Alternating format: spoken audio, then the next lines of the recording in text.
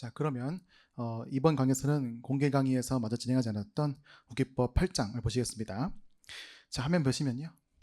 자, 8장은 납세자의 권리, 보칙 및 벌칙인데 주된 내용은 이제 과세관청이 납세자한테 세무조사를 할 때 그 세무조사에 대한 납세자가 보호받을 수 있는 권리들을 규정한 것이 주된 내용이고요.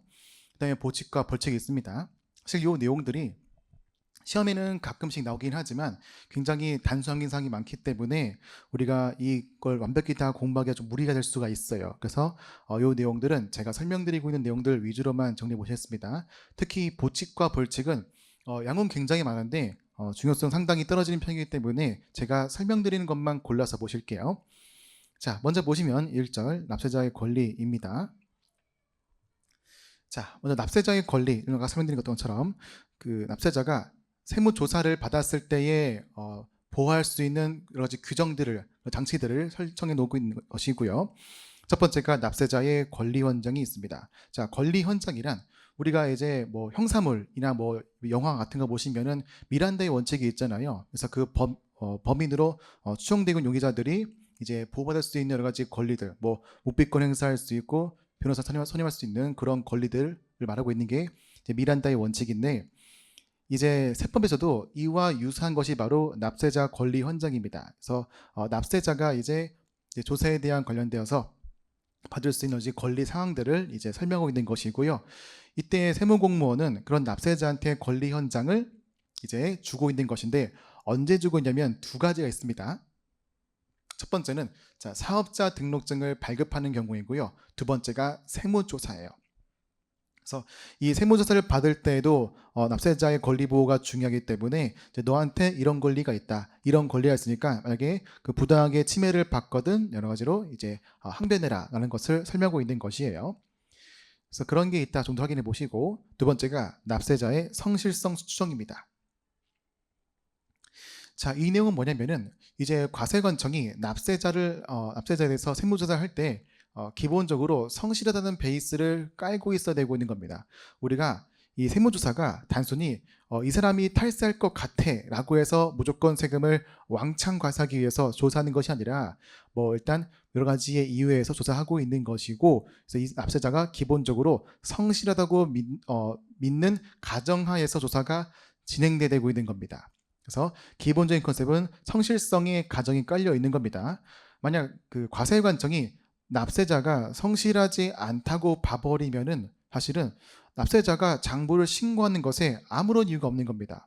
기본적으로 과세관청이 믿지 못하니까 장부에 있는 거 싸그리 다 무시하고 자기의 마음대로 과세해버릴 수 있는 거예요. 그런 점을 방지하기 위해서 기본적으로 세무조사이든 여러 가지 조세 행정 관련되어서 이제 공권력 행사할 때는 기본적으로는 납세자가 성실하게 신고했다, 그런 가정을 깔고 해라고 나와 있는 겁니다. 물론 이제 그 다음 보시면은 뒤에 보시면 수시선정이라는 게 있습니다. 세무조사 중에서 정기선정, 수시선정, 그리고 결정경정이 있는데 그 중에 수시선정 사유에 해당되고 있는 거는 얘는 아주 특별한 예외로서 이제 그 사람이 탈세할 것 같아서 조사하는 것이기 때문에 그때만큼은 이 성실성 추정을 고려하지가 않아요. 그게 아니라 이제 일상적인 조사 같은 경우에는 성실성을 베이스로 깔고 조사해라고 나와 있는 것입니다.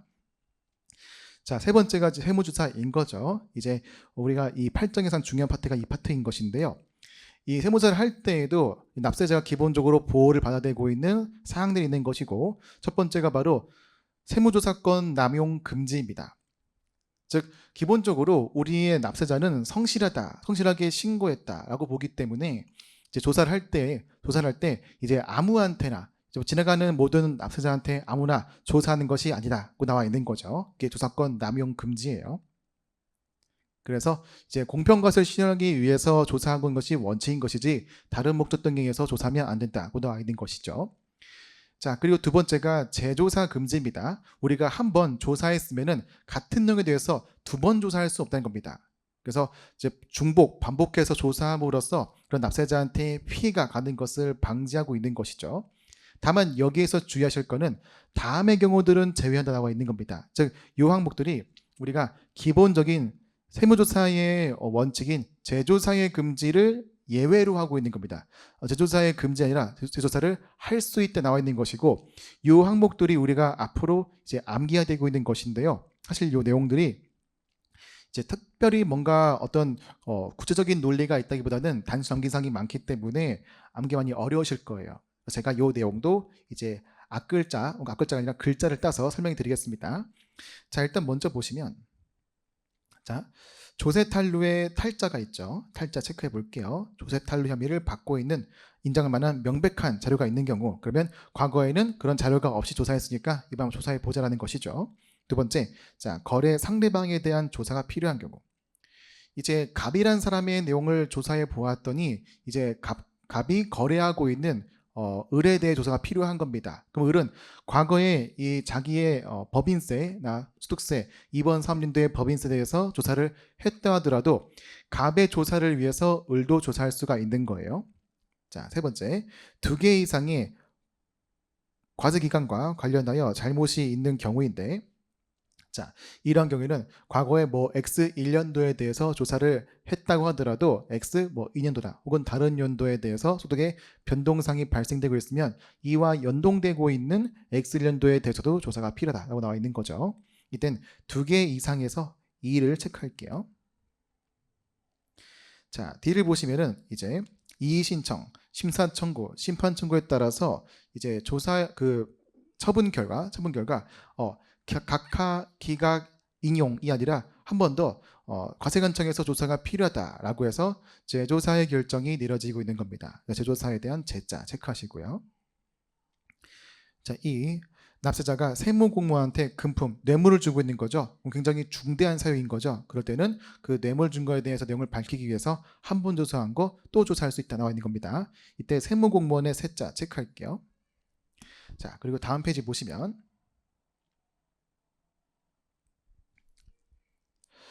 자, F를 보시면요. F는 통합조사 원칙의 예외로서 부분조사, 즉 우리가 이미 과거에 부분조사가 실시되고 있는데 부분조사 말고도 다른 외적인 조사가 다른 파트의 조사가 필요하다면 더 추가적으로 재조사할 수 있다고 나와 있는 겁니다. 얘는 부분조사의 분자 체크할게요. 자, 그리고 G를 보시면은 G는 부동산 관련, 매점 매석, 무자료 거래 같은 거죠. 그런 거래 등으로 인해서 세금 탈루 혐의가 있는 경우입니다. 이때도 우리가 앞서 봤던 조세 탈루와 마찬가지로 세금 탈루의 탈자 체크할게요.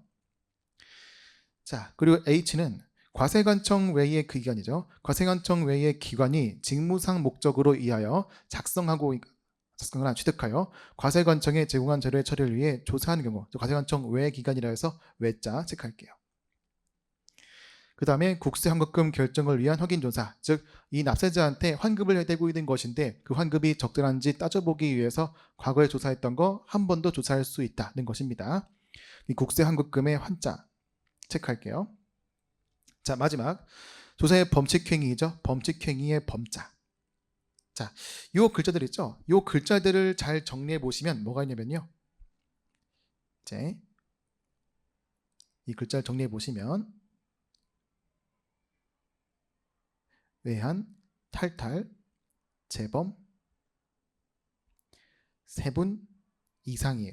물론 굉장히 글자가 많기 때문에 이거 자체도 외우는 것도 어려우실 겁니다. 근데 우리가 최소한 기본적인 어떤 트리거라고 하죠. 그 시작점을 만들기 위해서 외우고 있는 거니까 일단 먼저 앞글자 먼저 암기하시고 그 앞글자와 관련된 것들이 뭐가 있는지를 이제 보시면서 이건 좀 뭐 짧은 기간 내에 빠르게 암기하는 게 아니라 앞으로 계속 꾸준히 보시면서 암기하는 걸로 그렇게 공부하실게요. 그래서 외환, 탈탈, 재범 3분 이상입니다.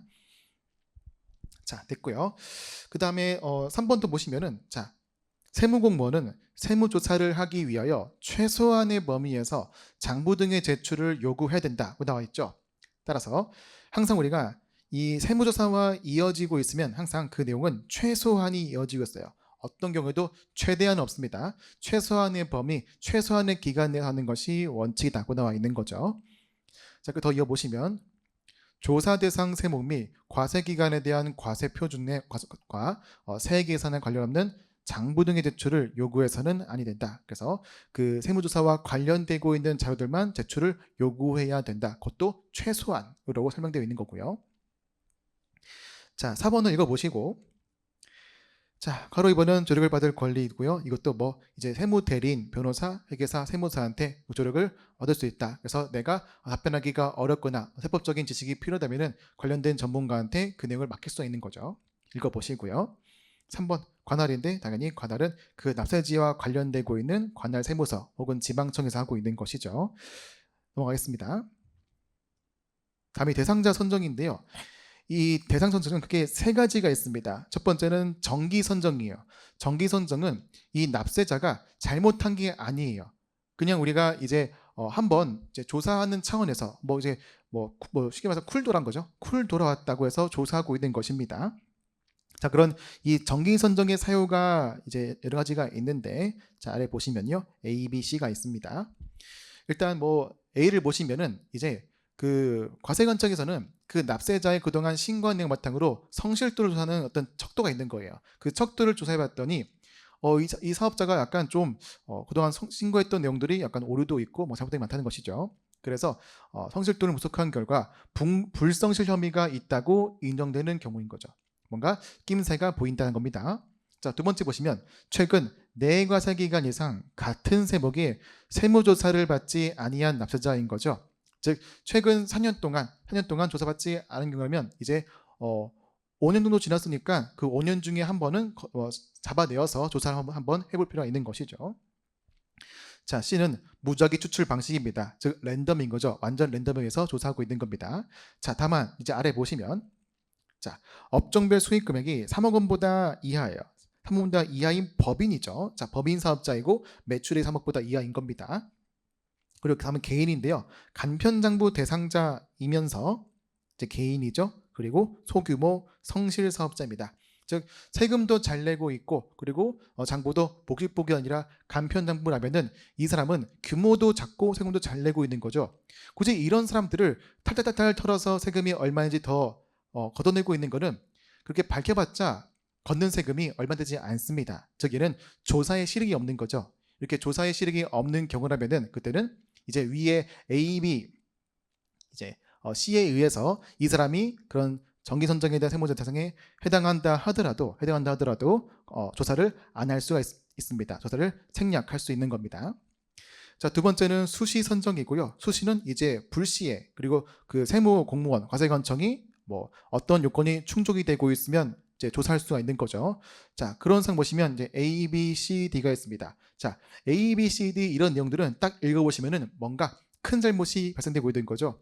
이 사업자가, 이 납세자가 보았더니 탈세할 가능성이 충분히 있는 거예요. 그러한 경우라면 이제 그 정기 선정 여부와 관계없이 조사를 진행할 수가 있는 거죠. 근데 중요한 거는요. 자, 우리가 앞서서 그 세무조사에 대해서 납세자가 보호를 받기 위해서 뭐가 있었냐면 과세관청은 그 납세자가 성실하게 그동안 신고했다는 가정을 깔고 있는 거죠. 즉 성실성의 수정이 있었습니다. 근데 여기 나와 있는 수시 선정 사유만큼은 예외적으로 성실한 수정 추정을 고려하지 않아요. 즉 이 납세자는 불성실하다라고 간주되어서 조사가 진행되고 있습니다. 굉장히 파워가 센 거예요. 그래서 이 항목들은 성실성 추정의 예외에 해당하고 있다 정도를 확인해 보시고 넘어갈게요. 자, 그 다음에 3번이 있습니다. 과표와 세액 결정을 위한 조사인 거죠. 그래서 과세관청의 조사 결정에 의하여 과표와 세액이 확정되는 세목 뭐가 있어요? 상증세가 있죠. 그래서 납세자가 이제 상증세를 신고하고 있습니다. 하지만 상증세는 신고 납부세액이 아니라 정부 부과이기 때문에 그 신고는 확정력이 없죠. 대신 정부가 그 신고한 내용을 바탕으로 더 조사해서 납세 의무를 확정짓고 있는 것입니다. 그래서 그 납세 의무를 확정짓기 위해서 세무조사가 필요한 걸 말하고 있는 것이죠. 그래서 세무조사는 정기, 수시 그리고 과표세 결정이 있는 겁니다. 자, 다음은 조사의 통지 완기 신청인데요. 기본적인 컨셉은 통지가 들어갔으면은 들어간 다음에 조사를 이어가고 있는 거죠. 즉 이제 불시에 기습적으로 조사하는 것이 아니라 미리미리 통지해서 내가 이제 22일 날 때 조사를 할 테니까 그때 필요한 자료 미리미리 준비해 놓아라 하고 있는 겁니다. 그래서 기본적인 원칙은 자, 통지 원칙인 겁니다. 통지 시기는 15일 전이 나와 있는 것이죠. 자, 그런데 다만 주의하실 거 별표를 보시면요. 자, 조세 범칙 조사가 있습니다. 즉 얘는 이 납세자가 세금을 안 낸 정도가 아니라 조세범 처벌법에서 사실상 이제 범죄자인 거예요. 그래서 범죄자인 경우라면은 그때는 조사를 통지하지 않고 불시할 수 있는 겁니다. 기습해되고 있는 거죠. 자, 두 번째는 사전 통지 예외인데요. 자, 통지라면은 증거 인멸 등으로 조사 목적 달성할 수 없다고 인정되는 때에는 조세범칙 조사가 아니라고 할지라도 통지를 하지 않을 수도 있습니다. 이런 뭐 그런 게 있다는 확인해 보시고요. 세 번째가 연기 신청이죠. 만약에 과세관청이 납세자한테 통지했어요. 근데 통지한 날짜가 자기가 그때까지 자료를 준비할 수 없거나 뭐 세무서에 대응할 수가 없는 상황이 발생할 수가 있는 겁니다. 그러면 이제 납세자는 과세관청한테 제가 이러이러한 사유가 있으니까 조사를 받을 수가 없습니다. 조사를 연기해 주세요 라고 할 수 있는 거죠.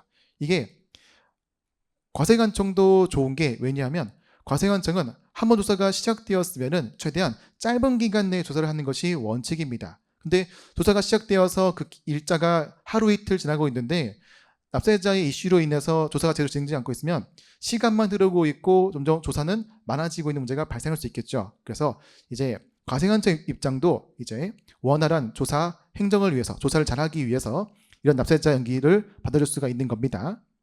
자, 그런 내용 보시면 첫 번째가 천재지변이 있는 거죠. 그래서 뭐 사무실이 불이 나거나 홍수가 나서 피해를 보고 있으면은 정신이 없는 상황이기 때문에 조사할 수가 없는 거죠. 그때는 이제 납세자가 제가 이런 것 다 정리한 다음에 받을 테니까 조사를 연기해 주세요라고 신청할 수 있는 겁니다. 자, 그랬고요. 자, 또 뭐가 있냐면 C 보시면 장기 출장이 있습니다. 예를 들어서 우리 납세자가 이제 뭐 해외의 바이어들과 만나기 위해서 외국에 출장 가고 있는 거죠. 그런 출장 가고 있으면은 사업자 본인이 없기 때문에 조사를 진행할 수가 없겠죠. 그래서 과세관청한테 양해를 구해서 그 조사의 일정을 미룰 수도 있는 겁니다. 그래서 천재지변처럼 정말 부득이하게 어쩔 수 없는 상황뿐만 아니라 그런 납세자의 업무 관련되어서 장기 출장 등도 마찬가지로 세무조사를 연기할 수가 있는 겁니다. 즉 어떤 경우에든 세무조사가 정상적으로 진행되기가 어렵다고 판단되고 있는 경우라면 조사를 연기할 수가 있는 거예요. 자, 그랬고 자, 4번을 보시면요. 4번은 뭐냐면 이제 그렇게 연기가 됐습니다. 그 납세자가 출장 갔다가 출장 한 달쯤 가겠다고 했는데 한 달 전에 돌아온 겁니다. 자, 그러면 이제 우리가 조사를 연기하는 사유가 없어지고 있는 거죠. 연기 이슈가 해결되고 있으니까 그때는 바로 연기를 종료하고 조사를 할 수가 있는 거죠. 읽어보시면 다음 중 어느 하나에 해당하는 사유가 있는 경우에는 연기한 기한이 만료되기 전에 조사를 개시할 수 있다 나와 있는 겁니다. 그래서 보시면 첫 번째가 설명드린 것처럼 연기 신청의 사유가 소멸되었다, 출장 갔다가 돌아왔다 하는 것이죠. 다만 그때는 조사 개시 5일 전까지 납세자한테 통지하고 있는 것이고요. 그리고 그것 말고도 조세 채권을 확보하기 위해서 긴급하게 조사가 필요하고 있는 경우도 있는 겁니다. 일단 기본적으로 우리가 연기가 되었던 이슈가 해결되었으면 조사를 개시할 수 있다. 즉 원래 원래 연기됐던 기간을 굳이 기다릴 필요가 없다라는 정도로 정리해 보겠습니다. 됐고요. 자, 다음에 6번은 세무조사 기간인데요. 또 뭐가 있죠? 최소한이 있죠. 최소한. 항상 세무조사는 최소한입니다. 범위도 최소한이고 기간도 최소한이란 겁니다. 꼭 주의하시고. 다음 연장인데요. 그래서 이제 아래 항목들은 연장할 수가 있다라고 나와 있는데 이 연장한 것이 이제 뭔가 세금 탈루에 혐의가 있거나 여러 가지 이슈가 있는 경우, 즉 더 추가적인 조사가 필요하다면 연장할 수 있다 정도로 확인해 보시고 넘어가겠습니다. 이건 다 암기할 건 아니에요. 자, 그 다음에 이제 기간 제한인데요. 이게 중요한데 일단 기본적으로 세무조사는 일단 수익금액 또는 양도가액이 100억 원 미만인 납세자에 대한 세무조사 기간은 20일 이내입니다. 즉 길어봤자 20일 이내에 끝내라는 것이 기본적인 원칙이에요. 원래 원칙은 20일 이내에 모든 내용을 끝내서 최대한 납세자가 피해를 안 받게 하도록 하고 있는 것이죠. 하지만 이제 아래 보시면은 이제 연장할 수가 있다 나와 있는 겁니다. 그때 읽어보시면 해당 기간을 최초로 연장하는 경우에는 세무관서의 장애 승인을 받아야 된다. 즉 원래 원칙은 첫 번째의 연장은 그 해당되고 있는 세무서, 뭐 종로세무서, 강남세무서 이런 데다 연장을 신청하고 있는 것이고요. 자, 그게 아니라 이제 2회 이후 연장이죠. 한 번 연장하고 또 연장하고 있으면 이때는 그 관할 세무서가 아니라 위에 보시면 상급 세무관서인 거죠. 지방청장 혹은 국세청장한테 승인을 받고 있는 겁니다. 즉 이제 조사하고 있는 담당 공무원의 자의적으로 연장을 할 수 있는 것이 아니라 그래서 관할 관서의 장들에게 승인을 받아야지만 인정되고 있는 거예요.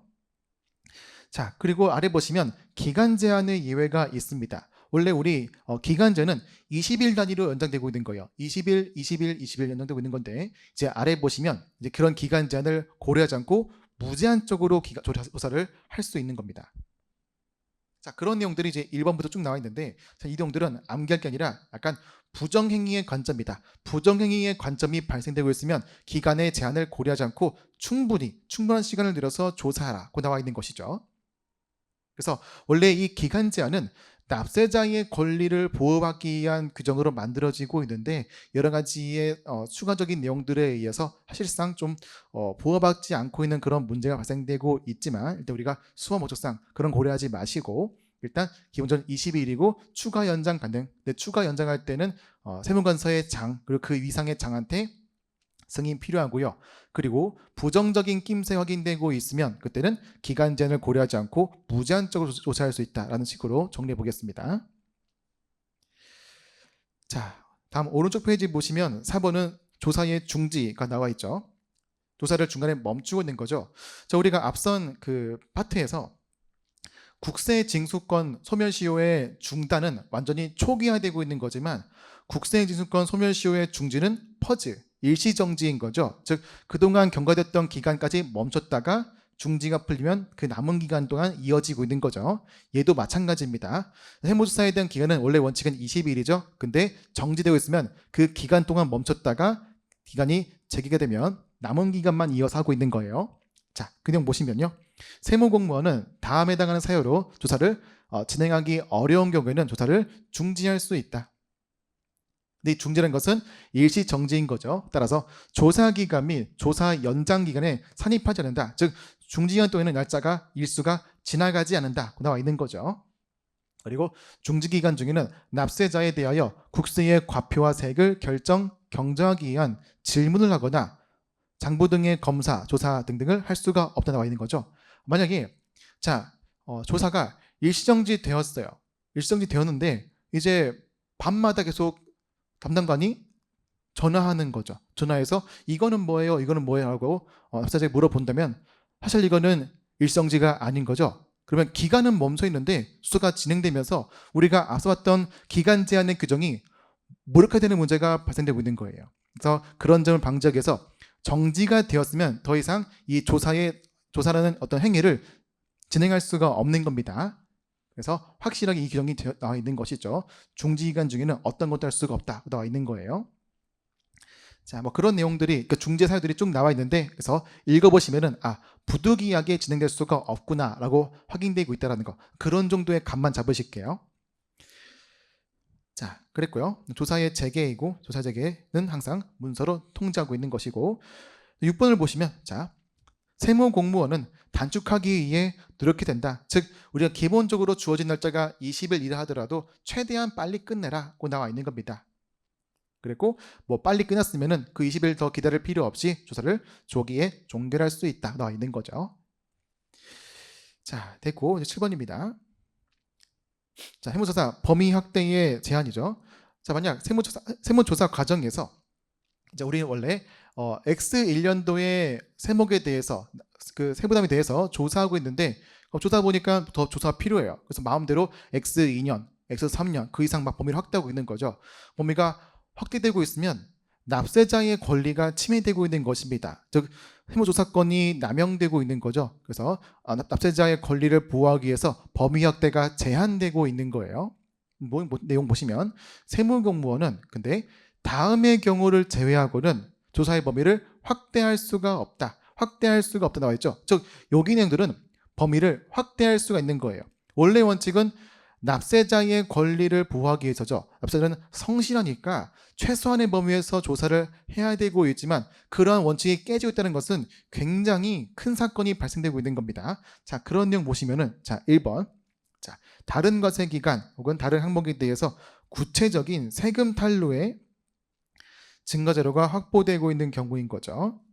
괄호 2번, 동그라미 2번, 명백한 세금 탄로 혐의, 해법 적용에 착오 등이 발생되고 있는 것이어서 다른 과세 기간의 조사가 필요한 거예요. 그래서 X1년도 발생됐던 오류에 의해서 혹은 세금 탄로에서 다른 X2년도 혹은 다른 연도에 소득이 변동되고 있다. 그러면 범위를 확대할 수밖에 없는 거죠. 자, 다음 페이지 보겠습니다. 자, 그랬고요. 일단 8번 통합조사의 원칙입니다. 그래서 원래 원칙적으로는 우리가 한 연도에 대해 조사를 진행하고 있으면 법인세와 부가세, 소득세와 부가세를 한 번에 조사하는 것이 원칙이 되고 있는 것입니다. 그래서 통합하여 실시하는 것을 원칙으로 한다고 되어 있는 것이죠. 일단 그런 정도로 참고하시고요. 원칙은 통합조사인데 이제 예외적으로 부분조사가 또 있는 겁니다. 그러면 이제 언제 부분조사가 발생하냐고 나와 있는데요. A, B, C, D, E, F까지 있는데 이걸 묶어볼게요. 자, 먼저 A와 B를 묶어보시고요. 그리고 C, D, E, F를 묶어보겠습니다. 자, A와 B는요, 납세자가 유리한 거예요. 납세자에게 유리한 부분조사예요. 자, 그리고 C, D, E, F는 납세자에게 불리한 부분조사예요. 그래서 A와 B의 경우를 보시면, 자, 경정 청구에 대한 처리, 납세자가 세금을 줄여주세요라고 청구하고 있는 거죠. 그래서 그것이 타당한지 보기 위해서 조사를 이제 부분적으로 하고 있는 것이죠. 그리고 두 번째가 국세 환급금의 결정입니다. 즉 환급금이 타당한지를 보고 있는 거죠. 이렇게 조사해주고 있는 거는 납세자가 고마운 겁니다. 난 세금 주고 있는 거니까, 세금 돌려주고 있는 거니까. 그래서 이런 경우에는 부분조사가 가능하다는 것이고요. 그리고 B를 보시면, 자, 불복 청구에 대한 재조사 결정 혹은 과세 전 적부심사에 대한 재조사 결정이죠. 즉 어떤 경우에든, 즉 우리가 납세자가 불복을 청구해서 그 내용에 대해서 좀 더 검토하기 위해서 조금 그 해당되고 있는 부분에 대해서만 조사할 수가 있는 거죠.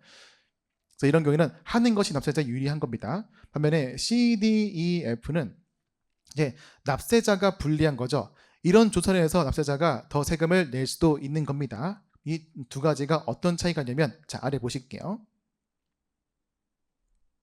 자, 아래 보시면 저 위에 C부터 F까지 해당하는 사유, 즉 납세자한테 불리한 거죠. 이때 불리하고 있는 경우라면 어떻게 한다? 2회를 초과하여 실시할 수 없다. 즉 한 번 조사하면 끝인 겁니다. 한 번 부분조사한 다음에 또 같은 내용을 부분조사할 수가 없는 겁니다. 납세자한테 유리한 것만 2회 초과 실시가 가능하다는 거 주의하실게요. 자, 그리고 9번은 장부 등의 보관 금지입니다. 그래서 읽어보시면 세무공무원은 세무조사의 목적으로 납세자의 장부 등을 세무관서의 임의로 보관할 수가 없습니다. 그래서 그 조사 때문에 그 납세 사무실에 간 다음에 사무실에 내 조사하는 것이 원칙이지 그 장부를 자기 마음대로 이제 해무소에 가져가 조사할 수가 없다라는 거예요. 다만 수시 선정 사유이죠. 어떤 경우죠? 납세자가 성실하지 않다고 가정을 깔고 있는 거죠. 자, 그런 경우에는 이제 장부를 가져올 수 있는데 이것도 조건이 필요해요. 일단 먼저 첫 번째 수시 선정 사유이고요. 이게 1번이 있고요. 자, 그리고 두 번째 뭐냐면 쭉 읽어보시면, 자, 정당한 권한이 있는 자가 임의로 제출해야 돼요. 즉 강제가 아닌 거죠. 자, 동의를 구하지 않고 과세관청이 자기 마음대로 가져올 수가 없는 겁니다. 그래서 임의로 제출해야 되고 있는 것이고, 자, 그리고 일단 뭐냐면 납세자의 동의를 받고 있는 거죠. 강제가 아니라 임의, 그리고 동의가 필요하다 나와 있는 겁니다. 이 1번, 2번, 3번을 모두 충족을 해야지만 그 납세자의 장부를 세무관서에 가져올 수가 있는 거예요. 자, 옆 페이지 보시면, 자, 그런데 만약에 이제 그렇게 장부를 보관하고 있습니다. 그 1번, 2번, 3번에 의해서 장부를 보관하고 있는데 납세자가 반환을 요청하고 있는 거죠. 그때 요청 내용 보시면 반환을 요청한 날부터 14일 이내에 장부 등을 반환된다. 그래서 항상 그 납세자의 권리를 최소한이라도 보호하기 위해서 아무리 이 사람이 수시성 사유에 의해서 조사를 받았다 하더라도 장부를 14일 내에는 돌려줘야 되고 있는 거예요. 자, 다만 조사 목적을 달성하기 위하여 필요한 경우에는 납세자 보호위원회, 우리가 뒤에 볼 겁니다. 그 납세자 보호위원회의 심의를 거쳐 한 차례만 14일 이내의 법원에서 보관 기간을 연장할 수 있다. 그래서 아무리 길어도 28일까지만 연장할 수가 있는 겁니다. 그 이상으로는 연장할 수가 없는 거예요. 자, 그리고 B, 조사에 지장이 없다고 판단될 때에는 일정 기간이죠. 즉시 반환을 해야 한다. 즉시 반환해야 된다. 라는 것도 확인하실게요. 자, 그 다음 이제 10번입니다. 자, 그렇게 해서 우리가 과세관청이 조사를 다 끝냈어요. 조사를 끝낸 다음에 조사에 대한 결과를 통지해야겠죠. 자, 결과 통지 보시면, 자, 원칙은 20일까지인 거죠. 20일까지 통지를 해야 된다. 나와 있는 것이고요. 그 다음에 그 통지에 대한 내용은 중요하지 않습니다. 보지 마시고. 다음은 2번이 있습니다. 자, 다음은 통지의 의무가 없대요. 그래서 원래 원칙은 과세관청이 세무서한테 자, 이러이러한 조사 결과 너가 낼 세금은 얼마입니다라고 통지되고 있는 건데 그건 할 필요 없는 거죠. 자, A 보시면 납세 관리는 정하지 않았습니다. 자, 납세 관리는 언제 생기고 있는 거죠? 그 납세자가 비거주자일 때인 거죠. 비거주자가 우리나라의 세금을 관리하고 납부하기 위한 그런 사람을 정한 게 바로 납세 관리인인 겁니다. 그 납세 관리인이 없는 거예요. 그러면 그 외국인에 대해서, 외국 비거주자에 대해서 우리나라 세무서가 연락을 취할 수 있는 그런 사람이 없는 거죠. 그래서 그럴 때는 통지가 아예 불가능하죠. 납세관을 정하지 않고 국내에 주소고소가 없다면 사실상 연락할 방법이 없는 겁니다. 자, 두 번째를 보시면요. 두 번째, 불복 청구 및 과세전 적부심사 청구에 대한 재조사 결정에 의한 조사를 마치고 있는 경우. 자, 이게 왜냐면요. 자, 이렇게 재조사에 대해서 결과가 끝나면은 조사에 대한 결과 말고도 그 재조사에 대한 처분 결과가 나옵니다. 그러면 그 처분 결과에 의해서 납세자는 그 조사의 내용을 조사의 결과를 알 수가 있는 겁니다. 그래서 이 조사 결과를 따로 통지하고 그리고 세무조사에 대한 결과 통지를 또 하는 거는 같은 내용을 두 번 통지하고 있는 거죠. 그 중복 통지를 방지하기 위해서 이미 이 조사 결정에 대한 조사에 대한 결과를 따로 통지했으니까 굳이 또 통지할 필요 없다 나와 있는 겁니다. 자, 세 번째 C는요. 수령을 거부하거나 회피하고 있는 경우인 거고요. 참고하시고. 됐습니다. 다음 3번인데 3번은 중요하지 않습니다. 넘어갈게요. 자, 다음은 기타 사항입니다. 자, 비밀 유지인 거죠. 비밀 유지. 세무공무원은 납세자의 과세 정보를 타인에게 제공 또는 누설하거나 목적 외의 용도로 사용해서는 안 된다. 그래서 항상 비밀을 지켜야 되고 있는 거죠. 다만 이러한 경우라면은 그 사용 목적에 맞는 범위에서 납세자의 과세 정보를 제공할 수가 있어요. 자, 어떤 건지 보시면 자, 정리해 볼게요. 자, 다음 중에 어느 하나라면은 과세 정보를 제공할 수가 있다. 자, 보면 먼저 1번. 자, 1번의 포인트 보시면 국가행정기관, 지자체, 즉 국가기관이죠. 국가기관에서 법률에서 정하는 조세에 대한 정보를 요구하고 있는 경우. 두 번째. 자, 이번 조세범입니다. 즉 범죄자인 거예요, 범죄자. 자, 세 번째는요. 세 번째는 영장 체크할게요. 영장. 자, 네 번째는 세무공무원 간인 거예요. 자, 그리고 다섯 번째는 통계청장이죠. 통계청장은 국가기관이죠.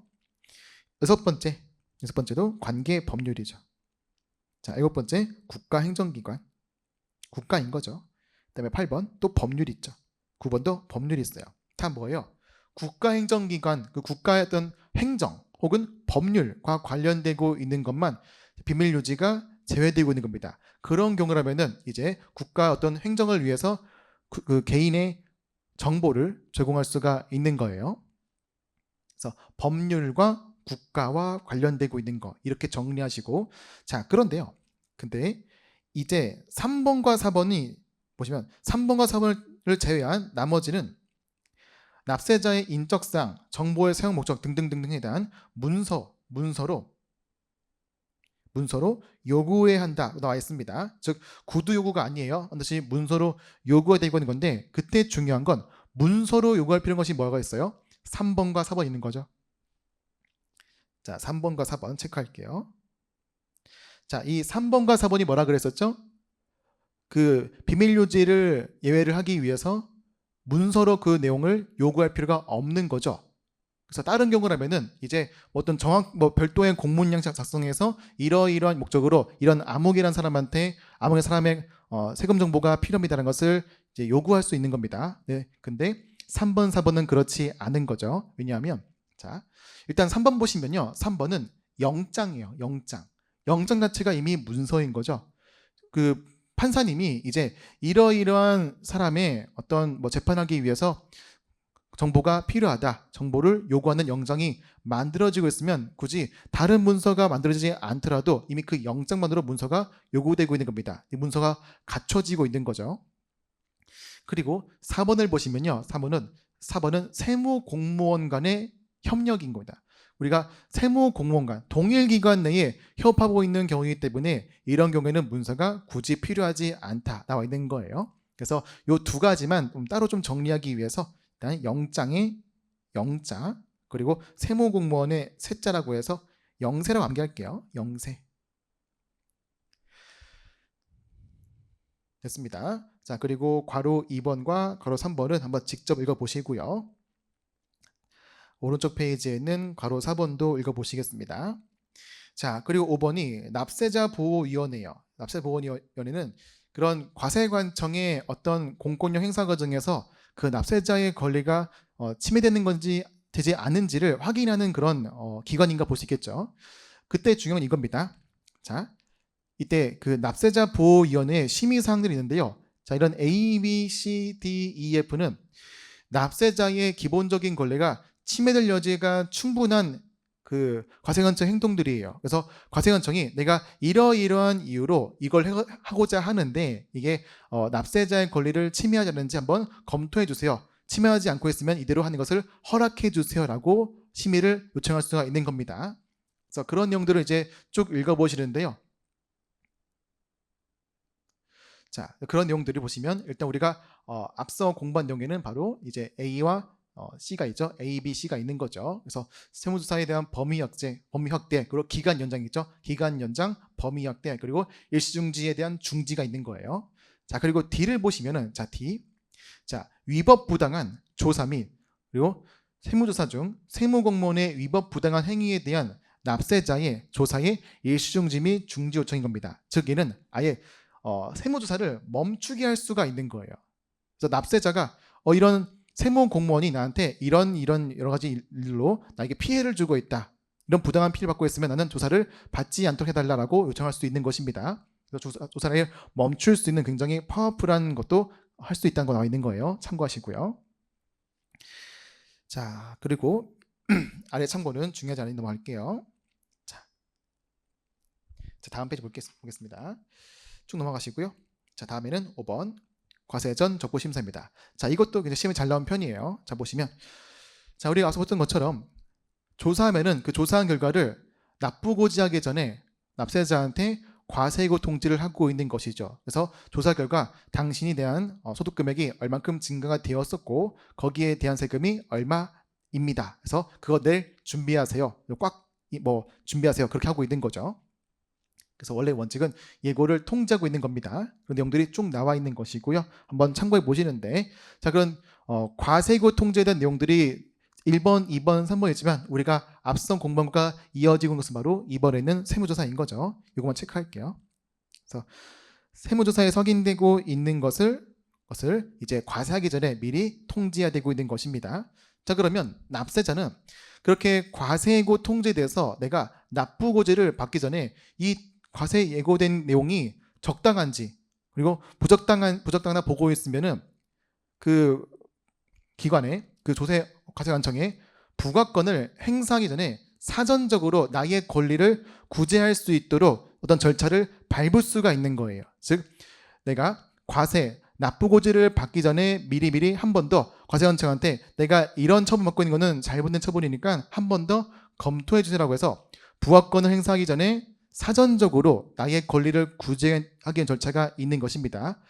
그게 여기 나와 있는 과세전 적부심사인 거죠. 자, 그래서 여기 나와 있는 괄호 2번 과세전 적부심사는 납세자가 할 수 있는 일종의 사전적 권리구제 제도라는 거예요. 읽어보시면 자, 다음 중 어느 하나에 해당하는 통지를 받은 자는 자, 받은 날부터 30일 이내인 거죠. 즉 납세자가 통지받고 나서 그 통지는 이 두 가지 있는 거죠. 이 통지받고 나서 30일 이내에 이거는 내가 좀 한 번 더 검토해 주세요라고 요청을 할 수 있는 것입니다. 청구할 수 있다는 것이고요. 자, 두 번째 보시면 이거 뭐냐면요. 자, 1번은 그 과세이고 통지에 대한 납세자의 반발하고 있는 것. 근데 이번은 반발하지 않고 수긍하고 있는 겁니다. 아, 내가 세금을 과거에 덜 냈구나. 그래서 과세관청님, 당신의 그 통지 받아들이겠습니다. 그러니까 빨리빨리 세금 낼게요 라고 하고 있는 겁니다. 내용 보시면, 자, 통지를 받은 자는 과세 전 적부 심사를 청구하지 않고 통지받은 내용의 전부 또는 일부에 대하여 과표하세액을 조기에 결정하거나 경정 결정해 줄 것을 신청할 수가 있대요. 자, 그래서 내가 원래 드렸다면 30일 동안 과세관청은 통지하고 나서 30일 동안 그 납세자의 적부 심사를 기다려줬다가 아주 고지하고 있는 것이거든요. 근데 납세자가 그때 30일 동의 권리 행사를 포기하고 빨리빨리 세금을 고지해달라 하고 있는 겁니다. 왜 그러면 그 납세자한테 통지를 받은 그 세액이 정말로 정당하게 부과된 세금이다. 그러면 납세자는 하루라도 빨리 세금을 내야 하지만 납부증산세의 일수를 줄일 수가 있습니다. 즉 나의 가산세를 조금이라도 줄이게 하기 위해서 최대한 빨리 세금을 내야 돼요. 근데 세금을 내려면은 과세관청이 고지서를 발송해서 도달해야지만 그 부과권이 확정되고 있는 것이죠. 그래서 과세관청한테 빨리 그 세금을 확정지어서 내가 세금을 내게 해주세요라고 여기서 요청할 수가 있는 거예요. 자, 그게 2번 내용인 겁니다. 자, 그랬고요. 다음에 별표를 보시면, 자, 이 별표는 우리 기본적으로 과세 전 적부 심사는 기본적으로 세무서나 지방청장한테 하는 것이 원칙이지만, 이제 아래 보시면 세무서나 지방청이 아니라 가장 상급 기관이 국세청장한테도 청구할 수 있는 겁니다. 그래서 굉장히 중대한 사유이기 때문에 일개 관서가 아니라 가장 높은 상급기관에서 청구해달라고 하고 있는 거예요. 자, 보시면 1번 국세청장의 유권 해석이 변경되고 있거나 혹은 그동안 종전에 전례가 없는 새로운 해석이 필요한 경우가 있고요. 2번도 새로운 해석이고요. 3번은 세무서나 지방청장의 업무가 아니라 국세청의 업무랑 관련되고 있는 것들인 거고요. 4번 보시면 올해 개정사항인데 그 청구 금액이 상당히 높은 금액인 겁니다. 그래서 5억보다 이상인 거. 그래서 이 정도로만 정리해 볼게요. 자, 됐고요. 자, 내려가 보시면, 자, 3번은 이 굉장히 중요합니다. 체크할게요. 자, 별표하겠습니다. 자, 과세 전 적부 심사의 배제 사유입니다. 즉 원래 기본적으로 납세자의 권리를 보호하기 위해서 납세자한테 그 납부고지하기 전에 사전적으로 권리를 고지할 수 있는 제도가 적부 심사인데 지금은 그런 권리를 인정하지 않고 있는 거죠. 굉장히 중대하거나 급박한 사유인 겁니다. 자, 1번을 보시면, 자, 납부기한 전 징수죠. 즉 우리가 이 사람이 세금을 탈세할 것 같다라고 해서 과세관청이 납부기한 되기 전에 미리 세금을 징수해버리고 있는 거죠. 즉 탈세 가능성을 방지하고 있는 겁니다. 즉 탈세할 수 있는 사람한테 그런 탈세의 여지를 주기 위해서 기간을 줄 필요가 없는 것이죠. 그리고 또 뭐가 있냐면 수시부가 있습니다. 수시부가 또 일종의 탈세에 염려가 있는 사람한테 부과하고 있는 것이니까 이때도 그런 권리를 인정할 수가 없는 거고요. 자, 두 번째는 고발 또는 통고 처분이죠. 그래서 이제 범법행위가 되죠. 범법행위에 대한 통지는 그런 기간의 이익을 줄 수가 없는 겁니다. 다만 그 고발과 통고 처분 관련이 없는 또 별도의 세목에 대해서는 적부심사를 청구할 수가 있는 거고요. 세 번째, 제척기간 만료일부터 기간이 3개월 이하예요. 자, 우리가 예고 통지하게 되면 예고 통지 후에 30일 동안 그 적부심사를 청구할 수 있고요. 청구를 받은 다음에 다시 30일 동안 과세관청이 검토할 수 있습니다. 그러면 기본적으로 60일이 지나가는 거예요. 근데 남은 우리가 부업권을 행사할 수 있는 기간이 3개월보다 이하라면 굉장히 급박하죠. 즉 그 납세자가 그 청구의 기간을 이용해서 부업권의 기간, 제척 기간을 경과하도록 악용할 수가 있는 겁니다. 그 악용 소지를 방지하기 위해서 기간이 굉장히 급박한 경우라면은 청구를 할 수 못하게 만들어 놓고 있는 거예요. 자, 그리고 네 번째는 상호합의 절차에 계시고요. 5번은 재조사 결정입니다. 이 두 가지는, 자, 4번은 이제 한국 세금인지 미국 세금인지를 고려하고 있는 거고요. 자, 5번은 이제 불복 청구 등에 의해서 한 번 더 조사하고 있는 거죠. 자, 이런 경우에는 과세관청이 이 납세자한테 세금을 얼마를 부과할지 아직 확정되지 않았습니다. 얼마인지 몰라요. 얼마인지 모르기 때문에 여기에 대한 금액이 얼마를 과세할지 금액이 결과가 나와야지만 그 다음 스텝을 밟을 수가 있는 겁니다. 즉 4번, 5번은 아직 그 과세될 금액이 얼마인지 모르기 때문에 그 적부심사도 청구할 수가 없다라고 나와 있는 겁니다. 자, 됐고요. 그 다음에 4번의 효력도 읽어보실게요. 자, 다음 페이지. 자, 적부심사에 대한 결정인데요. 즉 이제 그 적부심사를 판단하고 난 다음에 그 의견 내리고 있는 것이죠. 자, 우리가 불복 청구에서 의견은 4가지였죠. 기각, 각하, 기각, 인용, 제조사였습니다. 얘도 마찬가지예요. 보시면 첫 번째 1번이 심사거부이죠. 얘는 각하와 같습니다. 그래서 요건 자체가 안 되고 있는 거예요. 그래서 청구기간 지난 후에 청구되고 있다. 요건 자체가 안 되기 때문에 내용도 안 보고 있는 거죠. 그리고 두 번째 보시면 B도 필요한 보정하지 않고 있는 경우가 있는 것이고, 두 번째가 불채택이죠. 채택을 안 해주고 있는 겁니다. 즉 너의 말은 듣지 않겠다 하고 있는 거죠. 그래서 일종의 기각과 동일한 말인 것이고요.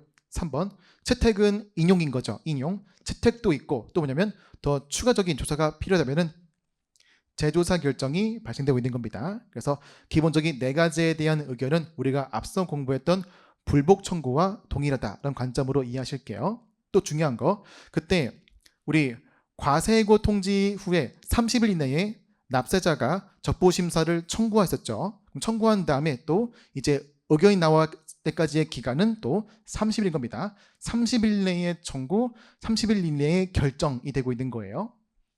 그래서 이 정도까지만 확인해 보겠습니다.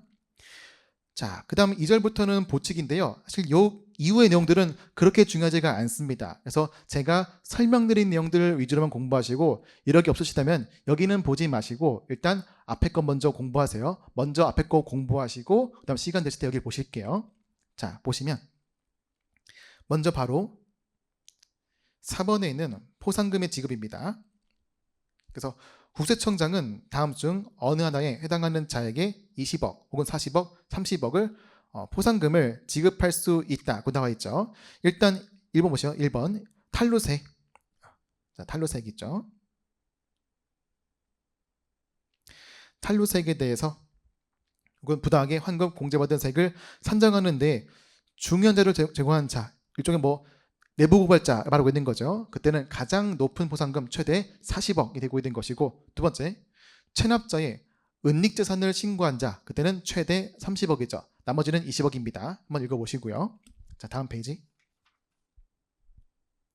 자, 이게 중요해요. 자, 두 번째가 포상금 지급의 예외이죠. 다음은 포상금이 없대요. 즉 어떤 고발하더라도 제보하더라도 포상금이 안 나와 있는 거죠. 첫 번째 보시면 탈루세 또는 징수 금액이 5천만 원 미만이다.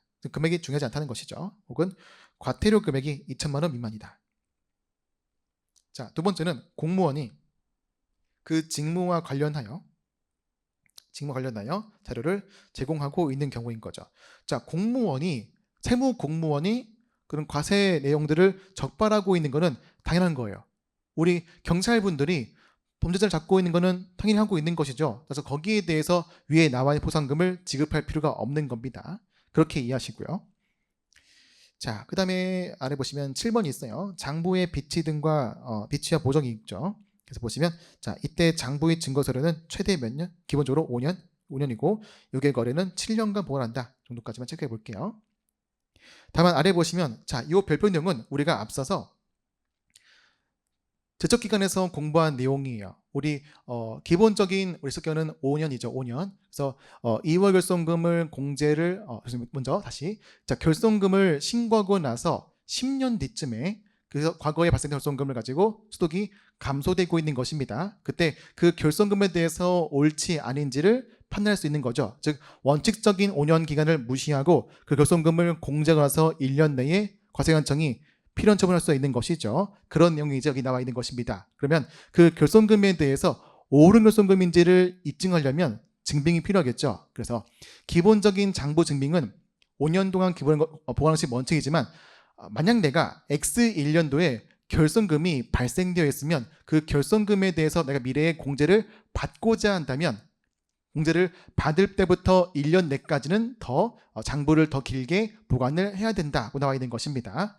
그 내용 보시면요. 자, 중간에 2월 결손금을 공제한 과세기간의 법정 신고 기간부터 1년까지 더 추가적으로 그 보관 기간이 길어지고 있는 거예요. 자, 다음. 자, 9번 보시면 불성실 기부금 수령당체 등의 명단 공개이죠. 즉, 이 기부금을 가지고 정당하게 받지 않고 있거나 기부금을 이제 부당하게 쓰고 있는 것이죠. 자, 그럴 때는 명단을 공개할 수 있는데 공개되고 있는데 중요한 건 이 1번에 별표가 있어요. 자, 1번의 별표를 보시면 자, 이게 이 불성실 기분 단체라고 보아서 이제 과세가 되어 있었는데 이제 불복 청구 중에 있는 경우에는 예외로 한대요. 이 말이 뭐냐면 과세관청이 이 단체가 기부금을 부당하게 유용했네라고 해서 이제 과세를 처분했는데 이제 그 상대 단체가 반발한 거죠. 반발해서 불복을 청구하고 있는 겁니다. 자, 그러면 과세관청이 옳은지 그 단체가 옳은지 아직 알 수가 없죠. 결론이 난 것이 아니기 때문에 그런 경우에는 그 명단을 공개할 수가 없다 나와 있는 겁니다. 자, 두 번째도 이제 공개하고 있는 거죠.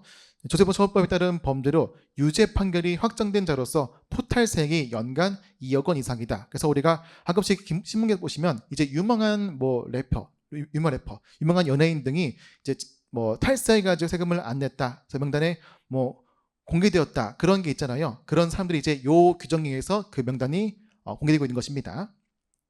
그래서 참고하시고요. 그래서 1번과 2번만 보시고 자, 이제 다음 페이지 볼게요.